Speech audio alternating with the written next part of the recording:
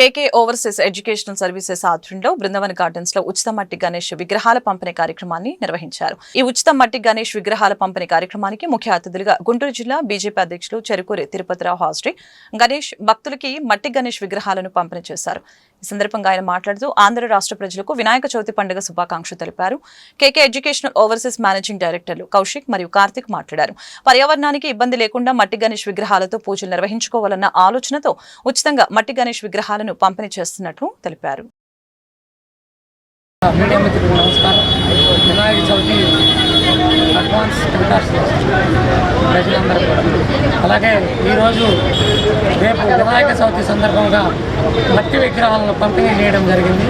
కేకే overseas education Kaushik గారి ఆధ్వర్యంలో, కార్తీక్ కౌశిక్ వారి ఇద్దరు ఆధ్వర్యంలో ఈ యొక్క మట్టి విగ్రహాలను ఇక్కడ ఉండే ప్రజలందరికీ కూడా డిస్ట్రిబ్యూషన్ చేయడం జరిగింది.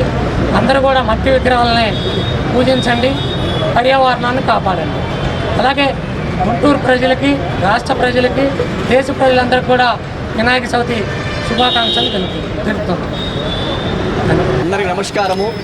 ముందుగా దేశ ప్రజలందరికీ కూడా వినాయక చవితి శుభాకాంక్షలు. మనందరికీ తెలుసు, వినాయక చవితి పండుగ వచ్చిందంటే చిన్నపిల్లల దగ్గర నుంచి పండు ముసలి వాళ్ళ దాకా కూడా అంగరంగ వైభవంగా జరుపుకునే పండుగ ఏదన్నా ఉందంటే వినాయకుడి పండుగ. కాబట్టి ఈ వినాయకుడి పండుగ 10 మందికి మేలు జరిగే విధంగా ఉంటే, ప్రకృతికి మేలు జరిగే విధంగా ఉంటే బాగుంటుందని చెప్పేసి మేము ఆశిస్తున్నాం.